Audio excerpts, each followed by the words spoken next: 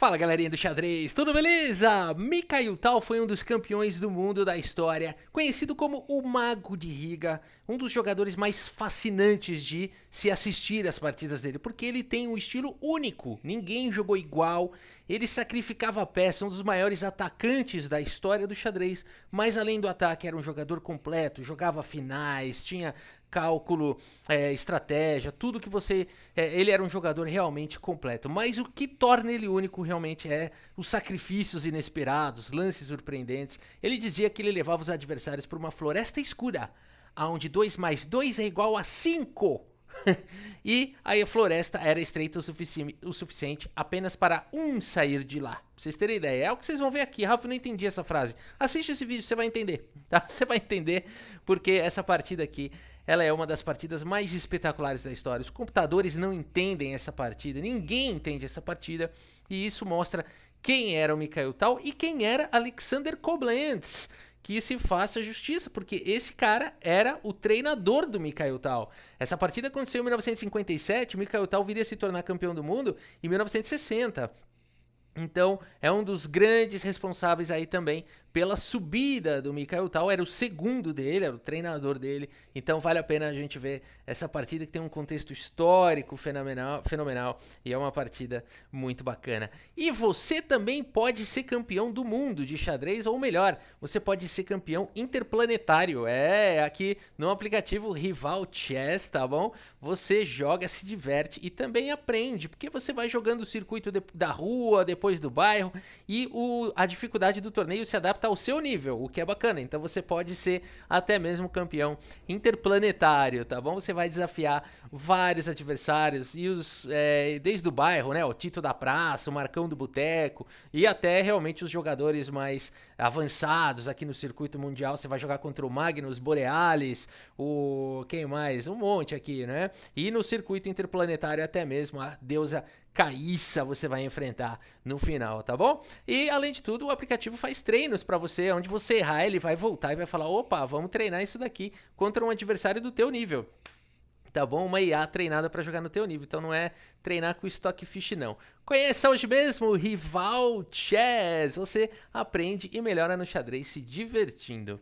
Muito bem, galera, bora dar uma olhada nessa partida do Mikhail Tal, que abre com o peão do rei, e o Koblenz, seu treinador, responde com a defesa siciliana. Temos o cavalo em F3, D6, indo para a formação clássica da siciliana, a D4 abre a posição, peão toma, cavalo vem para F6, não dando tempo de jogar C4, o peão tá atacado, tem que defender, cavalo C3 foi jogado, e agora sim o cavalo vem para C6. E aqui vários lances são possíveis, Bob Fischer jogaria bispo C4, bispo B3, mas Mikhail Tal prefere jogar com bispo G5, a variante Richard Hauser. A partida segue com o lance E6 e o Mikhail Tal, o mago, segue com o lance dama D2, dizendo que ele vai fazer roque na ala da dama, vai fazer o grande roque, hein? Bispo E7 prepara para fazer o roque curto e agora sim, meus amigos, grande roque e roque. Isso daqui, meus amigos, isso daqui são duas batidas num tambor, assim, ó, pum, pum, dois, daquele surdo bem grave, dizendo que agora não tem mais volta e essa partida vai virar o caos, porque é o que acontece. Siciliana, roques em alas opostas, quem dá mate primeiro ganha, não é assim? Mago de Riga segue com o lance cavalo em B3. Esse lance impede rapidamente a dama de vir para casa de A5. A partida segue com o lance dama B6 e o Mikhail Tal segue com o lance F3. Não apenas solidificando o seu peão central, mas também preparando uma tempestade de peões na ala do rei. O Koblenz não vai ficar esperando não, ele parte para o ataque também na ala da dama com o lance A6, G4 chegou mais rápido. E aqui o lance torre D8, colocando a torre na mesma coluna da dama, de repente D5 é uma ameaça aqui das pretas. Mikhail Tal não dá tempo de jogar D5, primeiro ele joga esse lance bispo E3, que além de atacar a dama, abre caminho para o peão avançar. Dama atacada vem para C7, E o Mikhail Tal não perde tempo para começar esse ataque.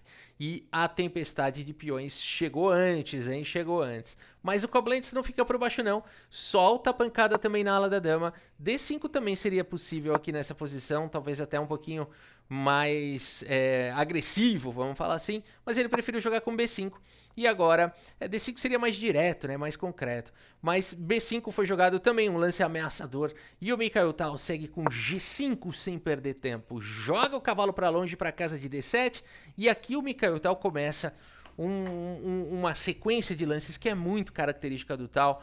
A questão de jogar com energia, jogar sem perder tempo, sem pensar em material, jogar com o máximo de energia possível, um ataque acelerado.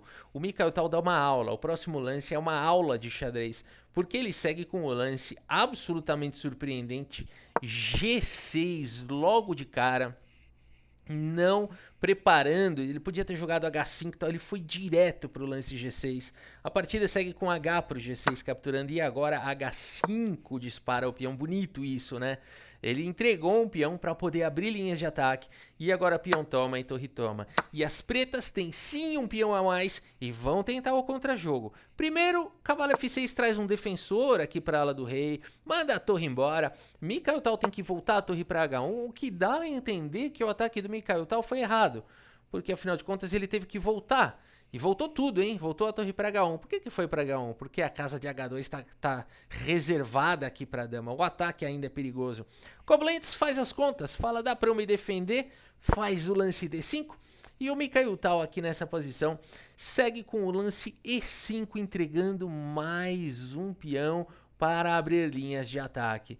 Máquinas jogariam bispo F4 nessa posição e depois de bispo D6 trocariam tudo aqui e seguiriam com o lance F4 ameaçando aqui o garfo. Essa é a sequência da máquina e de fato é muito difícil de defender aqui essa posição. Então este seria o ataque perfeito, vamos falar assim, com a defesa perfeita também, né? Esse seria o ataque perfeito com a defesa perfeita. Como a gente pode ver, muito difícil tudo isso, já vai caindo no mundo da imaginação, da especulação infinita.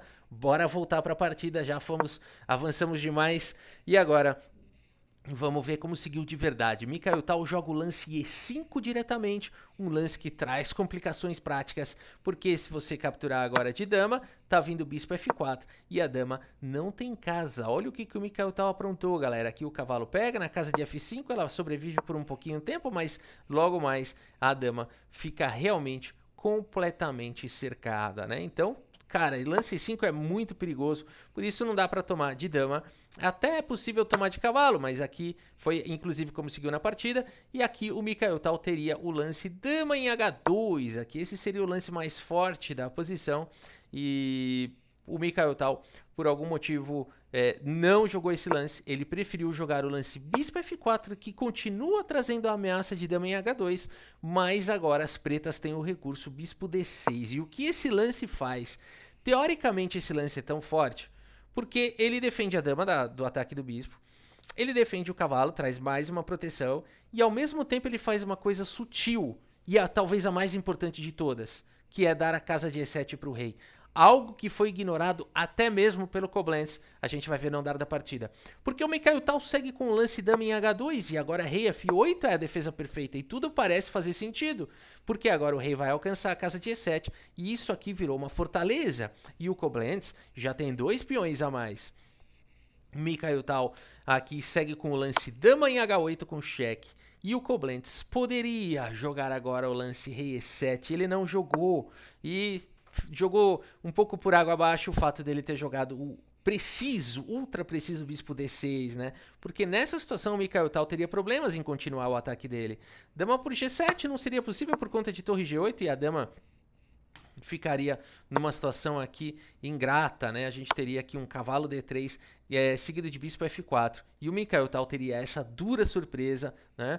Ou então ele perderia a peça aqui simplesmente com o cavalo por F4 e o Koblenz teria muito material a mais, né? Então realmente era o momento de jogar um rei E7. Aqui o Mikhail Tal provavelmente não ia tomar o peão, ele ia tentar fugir com a dama e de qualquer maneira, ó, cavalo por F3, bispo toma com cheque.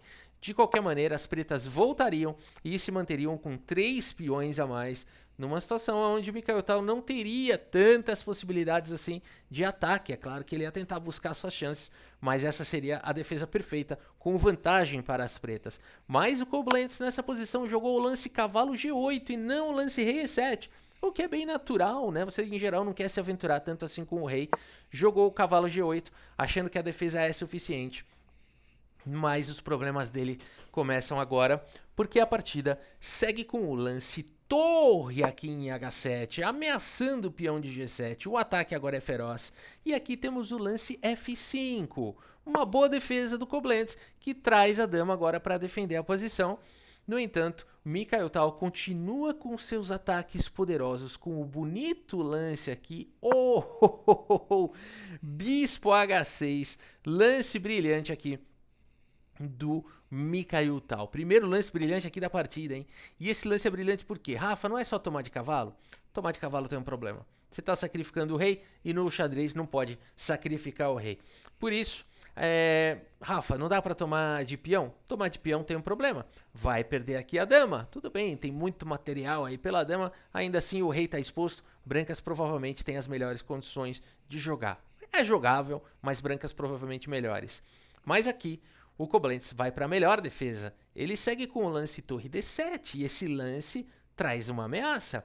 Ele agora realmente está ameaçando capturar o bispo porque a dama agora está defendida. Tem uma torre aqui no meio. E a torre também está ajudando a defender o peão de G7, que já tem 3 ataques e tem 3 defesas. Rafa está ficando confuso. Isso é só o começo. Se isso tá confuso, você vai ver o que vai virar isso aqui. Você não tá entendendo. Você não tá entendendo o que vai virar essa partida. Porque o Mikhail Tal segue com o melhor, o único lance da posição. Bispo por B5, mais um lance brilhante aqui. Dá pra botar lance brilhante aqui? Mais um lance brilhante aqui do Mikhail Tal. O lance bispo por B5, criando a confusão absoluta. Aqui não dá para tomar o bispo por conta de torre G1, hein? A gente pensa que seria cavalo por B5 aqui, seria torre G1 aqui. Então a ideia é limpar a fileira do fundo. Essa foi a ideia do sacrifício do bispo. E é claro que existe uma ameaça de cavalo por B5 ainda, né? Muito bem, galera. E aqui seria muito difícil de defender esse ataque aqui das brancas do Mikhail Tal. E por isso, a partida seguiu com o lance torre aqui em F7, não a melhor defesa. A melhor defesa aqui das pretas seria o confuso cavalo G6, aproveitando que a dama não tem escapatória. Mas o mago de Riga não estaria perdido aqui não. Ele teria o lance cavalo aqui em D4, ameaçando também um duplo de cavalo. E aqui esse cavalo por H8, por exemplo, as brancas conseguem igualar com cavalo por E6, seguido de cavalo por dama. Olha a confusão. Seguido de torre toma, e aqui parece que as brancas ficaram com um monte de peça atacada, né?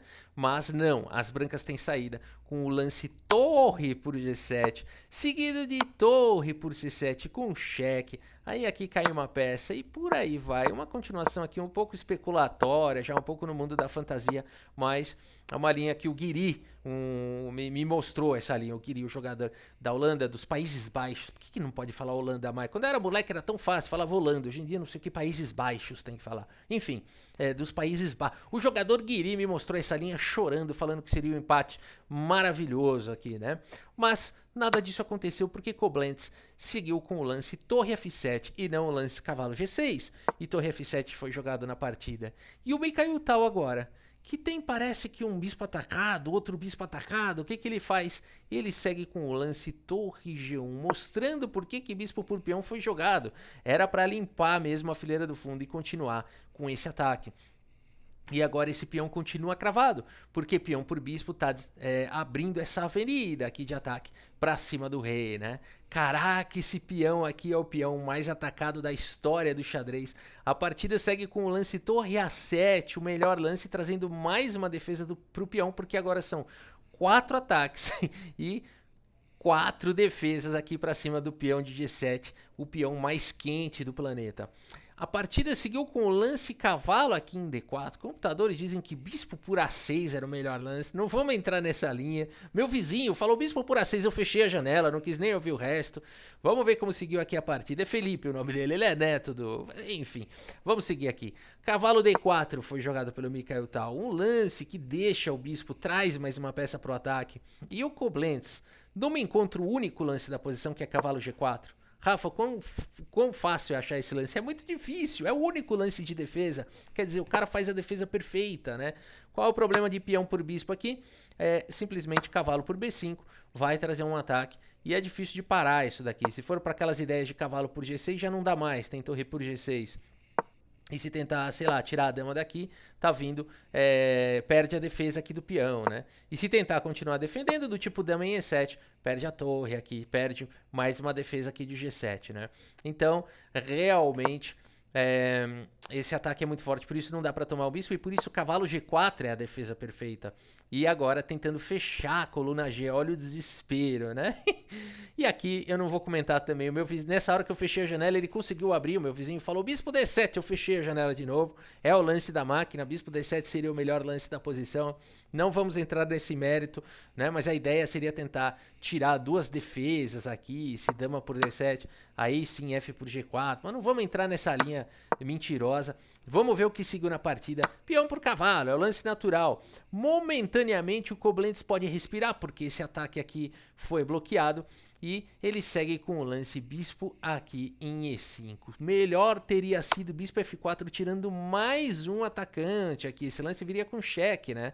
Então aqui você conseguiria eliminar mais um atacante. Não que a posição seria simples ainda, continua sendo uma posição que ninguém sabe o que está acontecendo, né? Com G5 e tudo mais. Mas o que aconteceu nessa posição não foi bispo F4 cheque, e sim bispo em E5, um lance que faz até bastante sentido.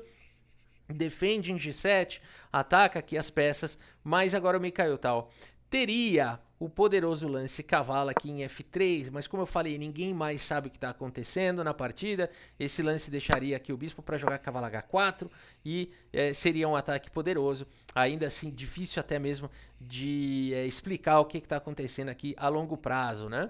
Mas o ataque seria muito forte. O que aconteceu na partida, Rafa? O Mikhail Tal jogou o lance cavalo C6, um lance natural aqui que fecha a coluna C, vai para esse ataque bizarro. E aqui o Koblenz poderia jogar o melhor lance peão por bispo, mas ninguém sabe o que está acontecendo, nem eles, nem ninguém no planeta, e por isso o Koblenz segue com o lance bispo por cavalo. E agora o Mikhail Tal teria uma posição jogando peão por bispo, mas como ninguém no mundo sabe o que está acontecendo, Mikhail Tal segue com o primeiro, o lance bispo E3, que é um forte lance, não é o melhor lance da posição, mas é um fortíssimo lance. E olha, eu quero que vocês olhem essa posição momentaneamente, uma torre que podia ter sido capturada e não foi, um bispo que veio para atacar de novo, esse peão atacado, esse outro bispo caindo, uma dama presa em H8. Cara, uma confusão sem fim isso daqui. Não dá para calcular um negócio desse, é uma posição bizarra. E a partida segue com o lance D4, e agora esse bispo também tá atacado. E o Mikhail Tal segue com o melhor lance da posição, esse aqui é de tirar o chapéu, torre de G em H1. Nossa senhora! E o que tá acontecendo aqui? Não dá para, por exemplo, jogar peão por bispo por conta de dama por cavalo. Sim, essa é a ameaça do Mago de Riga, seguido de torre em H8, checkmate, né? Sacrificando quase tudo aqui para dar mate, inclusive a dama. E por isso, nessa posição, o Koblenz vai para o lance torre em D7, né? Esse lance aqui evita o sacrifício da dama, porque dá a casa de F7 para o rei. Mas o Mikhail Tal teria agora o lance peão toma, mas prefere jogar o lance bispo aqui em G5, colocando o bispo em segurança. E esse lance dá a possibilidade de contra-jogo agora para o Koblenz, que segue com peão por bispo, deixando esse cavalo aqui atacado e ganhando um pouquinho mais de material. As brancas só tem um lance possível nessa posição. E, meus amigos, não é peão por bispo e nem cavalo por torre. Porque são os lances que a gente pensa em jogar, são os lances naturais aqui da posição. Problema de cavalo por torre, por exemplo, seria o lance D3, tentando abrir linhas de ataque aqui de mate. E a posição continuaria sendo extremamente bizarra e confusa e tudo mais. Mas aqui já melhor para as pretas. Mas o Mikhail Tal não vai para peão por bispo, que é ruim, nem para cavalo por torre, que é ruim. E vai para o melhor lance da posição. Torre em H6, meus amigos. Mais um lance brilhante aqui do Mago de Riga. Não é possível essa partida. E continua explorando de novo o tema da cravada. Primeiro, cavalo continua não podendo fazer nada aqui na casa de H6. E peão por H6 aqui, estaria vindo bispo por H6. Seguido aqui o rei, se sair aqui, dama por E8 é mate, teria que cobrir aqui de torre. E aqui você pode fazer o que você quiser. Pode tomar esse bispo, mantém a ameaça aqui em G7. E mantém essa torre também atacada. E as brancas têm uma posição vencedora. Por exemplo, torre aqui em B7. E não precisa nem ter pressa de capturar lá em G7. Porque a posição aqui é completamente vencedora. Aqui, né? Aqui sim, bispo toma, a torre toma. E as brancas têm uma posição melhor. Por isso, galera, que loucura de lance torre de 1 em H6. O Koblenz, nessa posição, pode jogar o lance dama por C6, pode jogar bispo por B2, são os dois únicos lances da posição, mas ele não encontra, ele encontra o lance D3, que parece um bom lance aqui de ataque, mas agora o mago de Riga segue com o único lance da posição, peão por bispo, e agora D2 com cheque foi jogado, rei D1, única, e agora temos o lance dama por C6, e em termos materiais, o Koblenz continua melhor. O Koblenz aqui tem uma peça a mais, é isso? Uma peça e um peão a mais. Mas o mago de Riga segue com mais um lance brilhante, o único lance da posição. Torre em F6 com cheque, galera. Que partida é essa? O que o mago de Riga tá fazendo? Ele tá sacrificando tudo. É a partida mais maluca do planeta Terra. E aqui o ponto todo é que se peão por torre fosse jogado, ele teria bispo em H6 com cheque. Teria que cobrir de torre para não levar mate. Bispo toma. E depois de rei tentando escapar, bispo toma. E esse aqui é um cheque duplo, porque o bispo tá defendido e a torre também tá dando cheque. Teria que mexer o rei. O rei tenta escapar e o bispo vai perseguindo. E cai a torre em A7. E as brancas têm uma posição melhor. Não tem... Bom, aqui dá para dar um cheque em F3, enfim. Poderia seguir dessa maneira. Mas as brancas estão melhores aqui, né? Apesar da posição ainda ser confusa. O jogo seguiu com torre F7. E o Mikhail Tal segue agora com este lance. Dama por G7 com cheque. Olha essa confusão, cara. E agora existe outra cravada na partida. Não dá para tomar a dama porque a torre está cravada. E por isso nessa posição o Koblenz faz as contas. Vê que tá levando mate. E abandona aqui a partida. Abandonou porque não dá mais, galera. Isso sim. Vocês entenderam agora? Eu vou repetir aquela frase. O Mikhail Tal dizia: eu levo os meus adversários para uma floresta escura, aonde 2 mais 2 é igual a 5, e ela é estreita apenas o suficiente para um sair de lá. Precisa falar mais alguma coisa? Agora, nunca uma frase fez tanto sentido, né? É isso, é na prática que a gente demonstra o que o Mikhail Tal queria dizer com isso. Rei E8 seria o único lance. Tá vindo dama por cavalo. Existem lances melhores aqui, do tipo torre por F7, permitindo dama F3, não vou mostrar. Vamos mostrar o que o ser humano faria. O ser humano não quer levar cheque, vai para uma linha forçante aqui de checkmate, né? Olha que bonito. Aqui dama vai, dama volta, torre vem, e aqui sim a gente tem essa sequência aqui de cheque, seguido de checkmate. Olha aí, uma das possíveis finalizações, né? Mas apenas para demonstrar que o mate estava vindo e vindo com velocidade. Agora, galera, Rafa, fiquei curioso. Quero ver o relatório aí do chess.com. Quero ver qual foi a precisão do Mikhail Tal. Então, vamos lá. Eu puxei aqui o relatório e vamos ver se sai aqui, portanto, a precisão dos jogadores. Tarararã. 79 para Mikhail Tal, 70.8 para o Koblenz. Não foi a partida mais precisa da história, mas certamente foi a partida mais confusa da história. 3 lances brilhantes dados aqui pela máquina. E como a gente viu, a máquina teria jogado completamente diferente, né? Tinha lance que dava para ter feito, não fez. O ataque poderia ser de um jeito, de outro. Teve reviravolta, né? Montanha-russa, chances para os dois lados. A gente vê aqui no gráfico, ó, o Mikhail Tal melhor, o Koblenz melhor, e aí vira, e aí empata, e por aí vai. Esse é o xadrez da vida real, galera. O xadrez cheio de emoção. Espero que vocês tenham gostado aqui dessa partida e do vídeo. Muito obrigado pela sua audiência. Um grande abraço para todos vocês e até a próxima. Valeu!